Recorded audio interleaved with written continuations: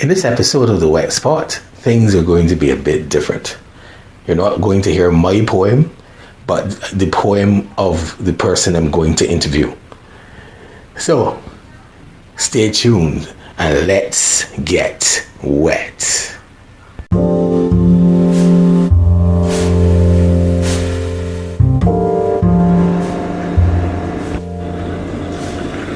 The Wett Spot by PassionPoet. This is a space for intimacy, vulnerability, transparency. A place where we not only talk about eroticism and sex, but we'll also touch on topics that may make you a little vulnerable, a little exposed. However, this is a safe space where you can disrobe and get real. There is no judgment allowed here. So are you ready? Let's get wet.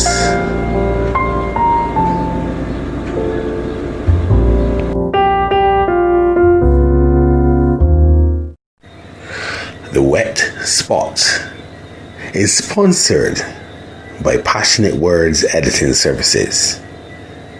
At Passionate Words Editing Services, words are a writer's currency. We help you spend them wisely.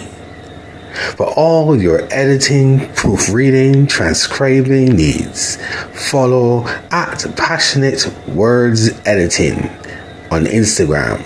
That's at passionate.words.editing on Instagram, or on Facebook on facebook.com/passionatewordsediting. Let's help you spend your currency well. Follow Passionate Words on Instagram or Facebook now.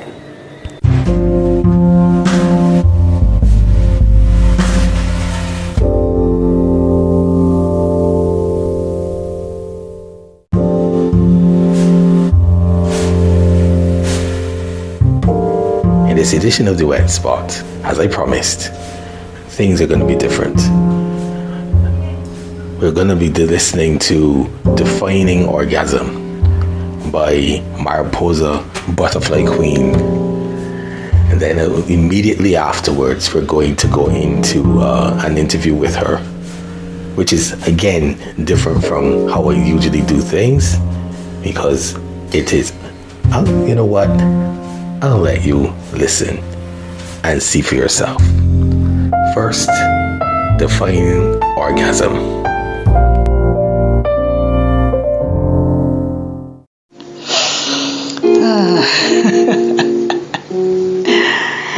Oh man, yes. So after making love, he asked me, what does it feel like for you? Yeah, I know you feel good, but tell me, what does it feel like? He wanted me to define orgasm. Orgasm creates an afterglow with a light sheen on the skin. You wear a silly smile because you feel good. Your makeup in here is a mess. It creates toe curling screams of ecstasy. You lose your voice. You make promises. You speak languages you didn't even know existed. Orgasm is like a solar eclipse on a beautiful day. A rainbow coming through a waterfall. It's an eternal chocolate fountain for a chocoholic. In your eyes, you see kaleidoscopic explosions of pyrotechnic displays blazing the skies, or parallel to a supernova. No, yes, a supernova emerging from a pitch black hole. It's like honey bursting forth from a honeycomb. Hearts speed slow. Sometimes they stop, and then they resume that moment that you remember to breathe. Orgasm is like a harpsichord playing to the angels. Its waves softly lapping the shore like that tongue before. It's a heavenly feeling. Orgasm creates rejuvenated relaxation. So baby, I'm sorry, but to put into words a feeling like orgasm, I can tell you what it feels like. But honestly, for a feeling like this. Welcome to the Wett spot. This is PassionPoet, and I'm doing a different episode this week. I'm talking out in the open air. Instead of being in my house, you gotta do things different. You gotta do things different. So I have just come out from an awesome seminar called Hindsight 2020, hosted by my friend the lovely Empress Zinga. And yeah, it was awesome. I learned about creative entrepreneurship. I learned about art as business, and it was a really good session. We'll get into that at some other later day. I will see if I can snag Zinga for an interview. But yeah, we are here with the glorious, the illustrious, the mysterious Mariposa, who is a really good friend of mine. She used to be my protege, and she used to come up and I used to critique all her poems. You still do. Well, yes, true. But yeah, she's now found her own wings, and she's doing a lot of different things on her own. So I decided it is time. Things don't happen before it's time. So it is time to actually get in and to bring Mariposa to the Wett spot. I hope you're comfortable in the Wett spot. Yes, I am. Yes, I am. So I just wanna. Oh, our drinks are here. Thank you very much. Thank you. All right, so Awesome entrepreneurship. it is the truth. It would have been nice if it was a glass. Clink, clink. Anyhow. Right, so, rum punch. Rum punch on the beach. Awesome sauce. Right, let me get into my interview. So, Mariposa, who are you, and what is your claim to fame? I am a Gemini as a personality because I entice as well as empower people. Oh, I like that. I think I might steal it. No, you don't. That's copyrighted me, right? I'm Gemini too, by the way. Right. So anyway, right. Because, people expect, because I write erotica, that's all my life is about. I'm a very versatile writer, and I also enjoy empowering others based on some of my own experiences. And I'm a mom to two awesome adults. I'm a teacher. I'm a friend to many. Yes, very much I so. enjoy helping people. I enjoy writing. I enjoy performing my work, and I love to see people smile. But I also love the shock factor where I will do a poem and people are like, they're gasping. I enjoy doing that to people. So I'm multifaceted in many ways. Yes. we got into. It's good that you talked about the poetry because I wanted to talk about that poem, Defining Orgasm. We had a couple weeks ago when she was about to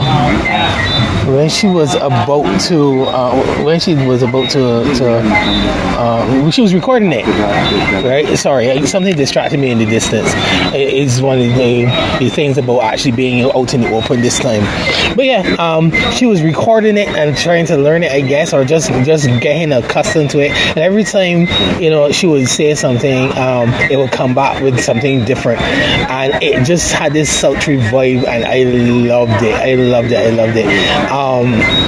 So I think there were like 12 takes that day that you sent to me on. About 20 and all, but you didn't get all. Oh God. Yeah, I only had 12 of them. But I mean, I loved it. I honestly adored listening to that. I would say the evolution of that poem coming out. It had a Jill Scott vibe. It had a sultriness that and it was awesome. So yeah, I mean, you could tell us a little bit, tell the Wett Spot family about that poem, what inspired it, and what brought it on. Define Orgasm was written because basically I was asked the question, what does it feel like for you? So it was a case of actually trying to find words to put to something so magical. And it was hard, as much as I can try to describe it using supernovas and using kaleidoscopes. Should have put in some volcanoes in there, you never know. It is true. But it was hard to describe it. So in the end, I ended it by saying that, because as much as you can try to put words to something, it's not everything you can put words to. You can't put words to a feeling. Yeah. You can try, but it doesn't always work. Yes. But it was fun to write it. And it was even more fun trying to record it. And I found when I was recording it, every time I changed something, not bragging or boasting, but it got better. And I actually started, like if I was actually performing it for somebody, for an audience, instead of just recording it. Right. And I picked up on that when I was listening to the tapes, to the takes, because I just fell in love with it. It was just amazing to listen to it evolve into this awesome spoken word piece. And you know me, spoken word family, Wett Spot family, you know who you're dealing with. So anything to do with sex, anything to do with orgasm, anything to do with that vibe, I did. So I was real engrossed in that. But yeah, you in terms of erotica, it was like, I mean, we've been collaborating on erotic work and doing stuff for a little while now, and I'm just always impressed by your vibe as it relates to the erotic, as it relates to just the sultriness that you infuse into everything you do. So what brought that on? Was that always a part of you? It was always a part of me that people tried to tame, even as a child. And let's say this, erotic is not sex. It's not sex as much as people think. Erotic is feel, touch. It's the senses. It's how you look at something. It's sensual. Agreed. And I always had that thing about it. I don't know what to call it other than say a thing. And I always did things differently. My first poem was written at 14. It was erotica. My godmother saw it. She did not approve. And she told me I'm not supposed to do that. She took the book and she tore it up. Ouch. But I can still remember to this day. I don't remember the exact words, but I know it was written for Valentine's Day for this guy I had a crush on. And I described to him quite graphically exactly what I wanted to do. Lord, I would like to read that poem now. Okay, but I understood her level of thinking because at that time it was okay, you gotta stick to your books, don't think about the boys, and this is not what you're supposed to be doing at this time. You know, but I enjoy writing erotica. For me, it's my favorite genre, and I don't know how to say I honestly got into it because at one point in time I thought it was because of somebody I was dating. But then I told myself it had to be there before. He was probably just the vehicle to give me the little push. You know, but it was always me, whatever I am doing, I am told. I always have a sexy take on things. The way I say things, I make it sound sexy. I don't understand why. Well, it's a part of you. So. Right? And even the way I dress, even if I am not showing skin, they tell me it's in my walk. So I guess it's not only a Jill Scott thing going on with me, but it's also a bit of my realist number one mentor, Dr. Maya Angelou. And Phenomenal Woman and Still I Rise are two of my guiding poems. So I don't know if it's because I have that, what was it? The diamonds I mean in my thighs? Yes. You know, I just love her work.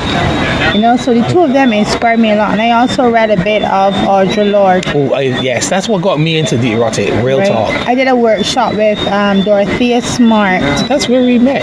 Right. Yeah, that's where we met. No, we met at Mahalia's Corner. Oh, we met at Mahalia's and we got up there again. Yeah, that's true. Right? That really hit me. Right, but I find people, they seem to...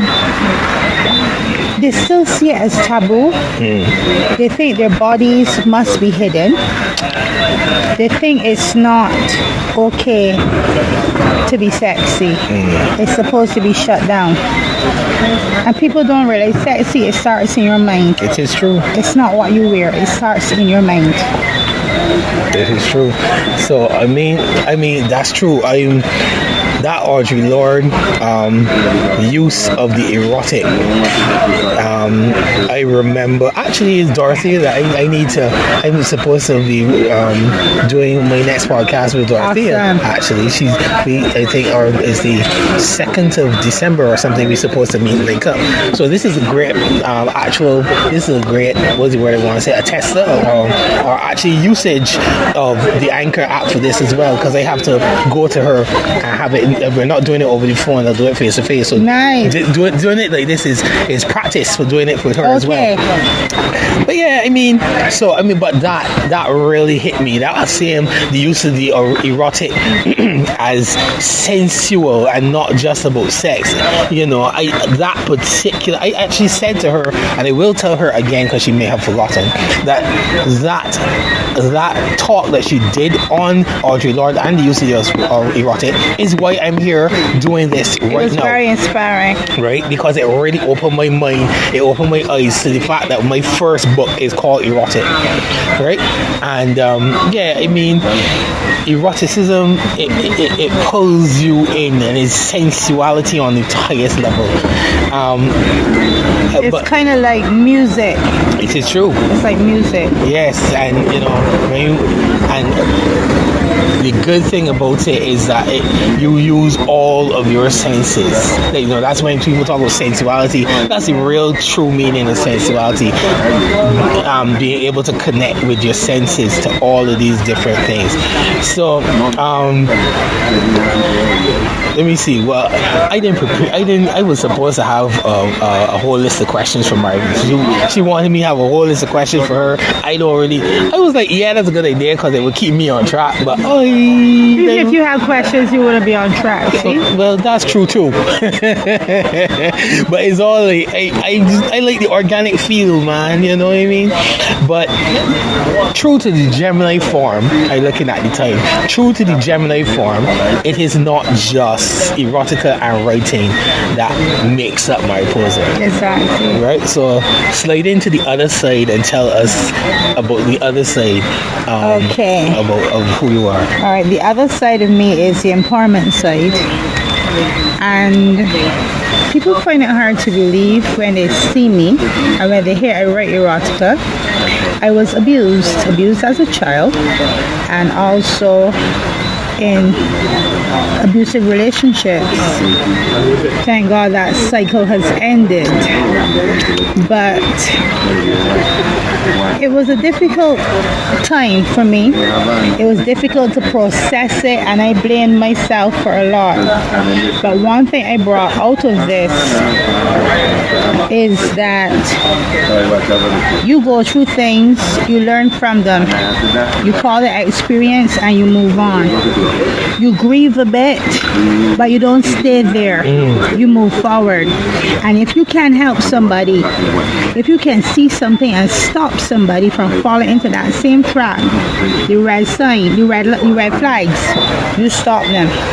Some people are not very receptive of it. They think that you don't want them to be doing something. They think they don't want you to be in a relationship, but in the end they realize what you're trying to do.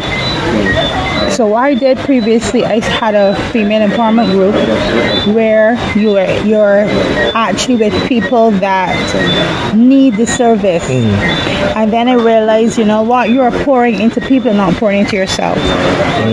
So I then had to go into myself now. And for lack of better words, I had to spend time with me and heal some more, because I found when I was helping others, what they were telling me, it was actually bringing me down. It was triggering you. It was triggering me. You get nightmares and stuff. Shoot. Right? It was not a nice place to be. So I had to stop, regroup, and come again. So now when I do my seminars and stuff, I can actually be talking about domestic abuse and laughing. Not laughing in fact of saying, okay, laughing because you're going through it, or laughing because you're now coming out of it. But I am showing people that after that, I have a life I'm still living. Right. I went to UWI, finished my degree, something that I was told I wouldn't be able to handle mentally because of what I went through. Right? So my thing is to help women realize they're beautiful despite that, what they went through. Let them see they're queens worthy of love and respect. All they have to do this time around is make better choices, recognize the red flags even before they start going up too high up in the air. Recognize what's going on and try really hard not to go back into that situation. Empower themselves. Don't wait on me to do it or anybody else. Get wise, get knowledge, read motivational books, inspire yourselves. You got dreams, go there, make it happen. Don't decide because you cannot, because you didn't do something, or you don't think you can make it. You can do it. The hardest is to think for yourself, believe in yourself. Do not dilute who you are. Be that fabulous star. You are a goddess, and walk like if you own the earth. Don't mind what people tell you, who she thinks she is. I'm a damn queen and I'm going to show you it. Exactly. So that's always my advice to women. Get out there. You will learn from your experience, but you get out there and you'll be the best person that you can ever be. And if you can help somebody else along the way, go ahead and do it. Well, I mean, those are lofty. I love that, because I mean, there's a lot of women that have been abused in one form or another. I mean, I myself been surprised, like in my own group, the Erotic Empire group.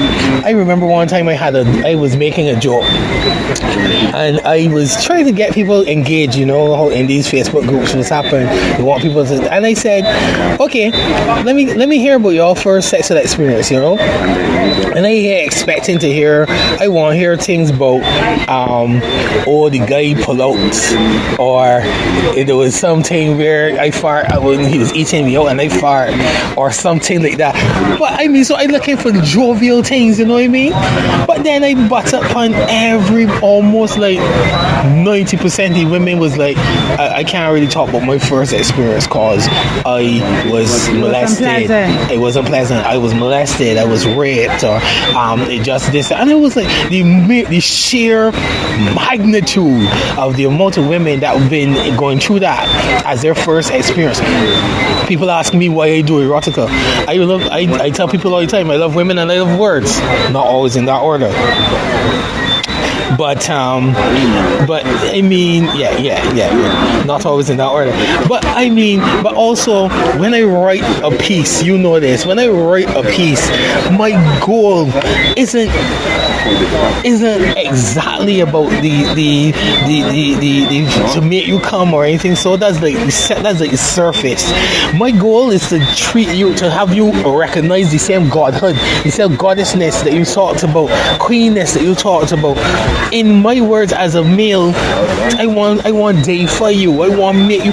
I don't call a woman a bitch. I don't call a woman a whore. I never call a woman a slut in my pieces, because all it is about empowering through the use of words, through the use of the erotica, through the use of sensuality. And you know, and I see that same quality even in your own erotic pieces, because obviously now I trying to tie the two together. You got the social worker on one side, the spoken word artist on the other. You gotta try to merge them in to be a complete person. And how easy or has it been easy for you to merge the two into your own personal journey? And have you ever tried to use the work that you do, the erotic work that you do, to pull somebody out or through something that they've been going through? To use the erotic work to go the last thing first. To use the erotic work to pull out somebody, no, I haven't tried that. I will certainly consider that for 2020, because I have changed a lot of what I'm doing. To merge the two has not been, it's not been an easy thing to do.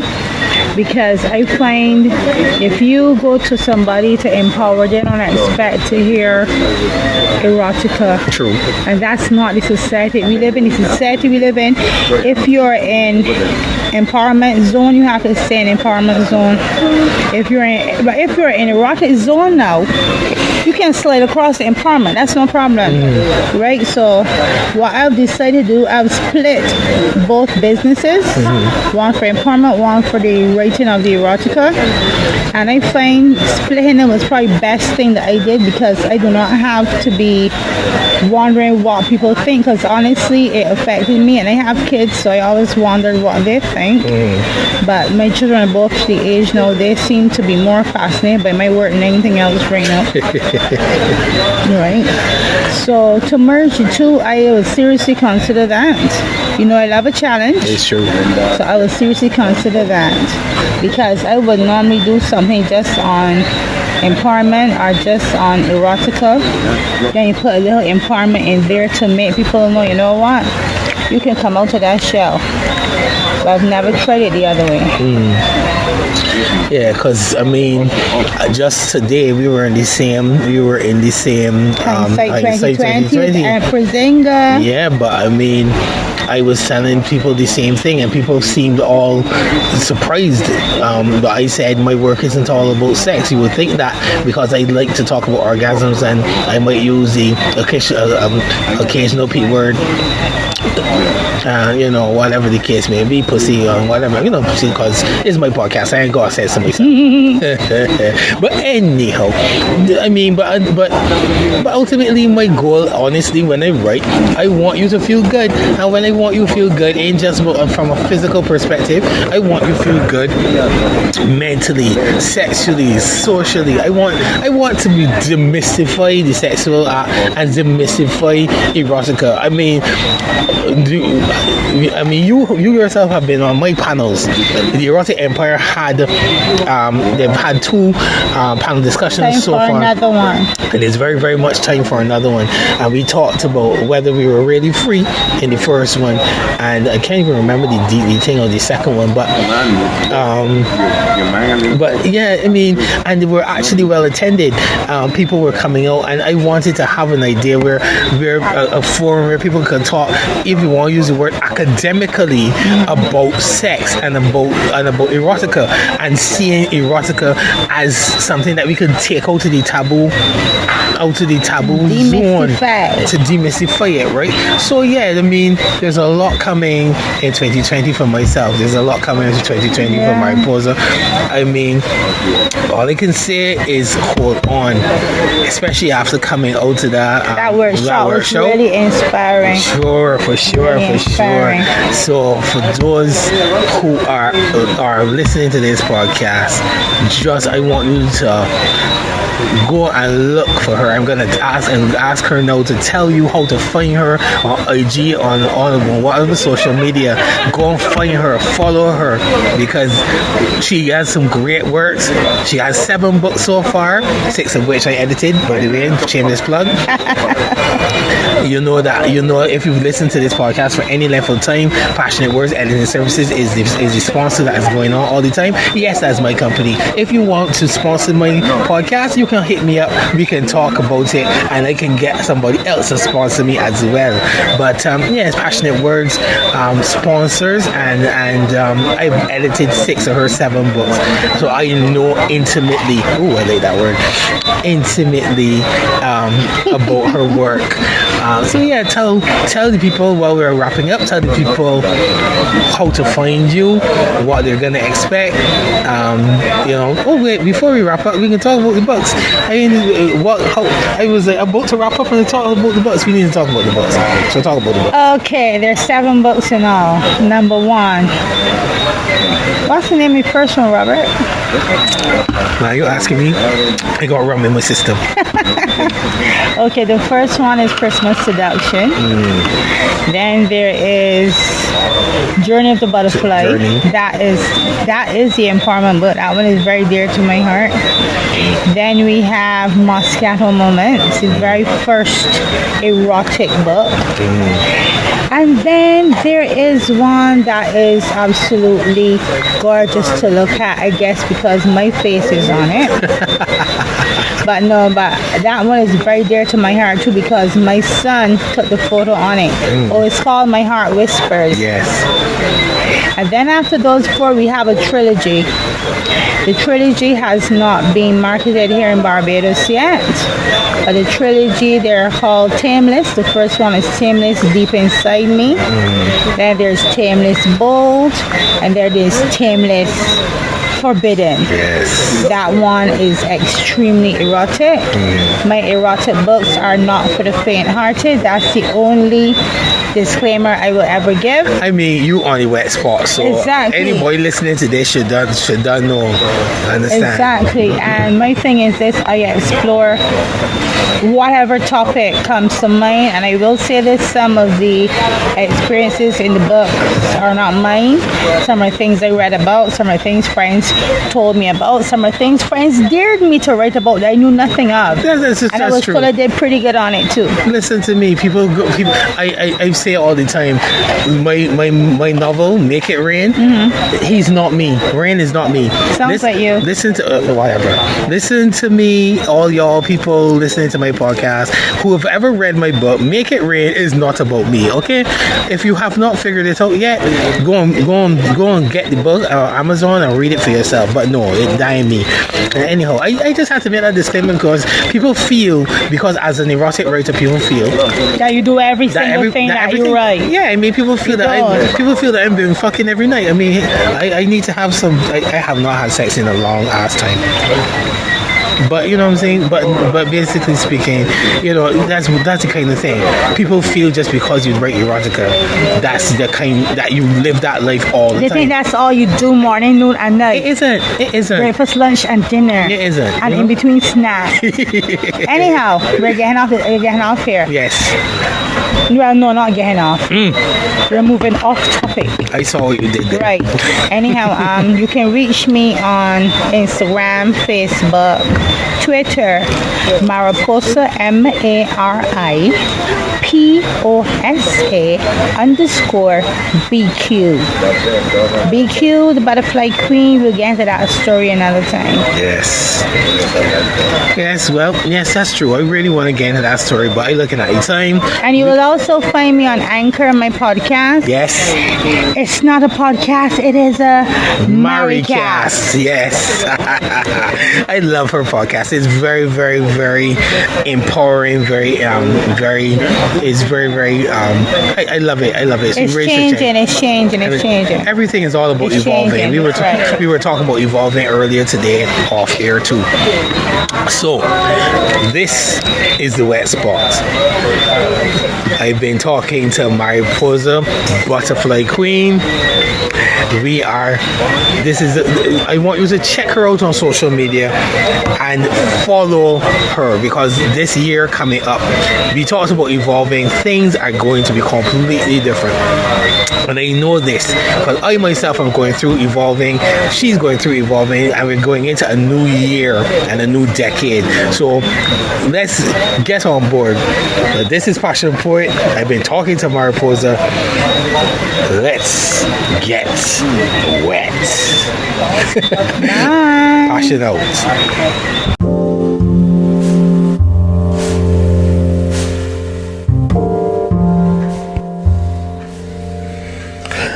Thank you for joining me on the wet spot. My name is PassionPoet. You can find me on Instagram at Bajan Passion Poet. BAJANPASSIONPOET. Bajan Passion Poet. Or on my website at passionpoet.com. I hope to see you next time.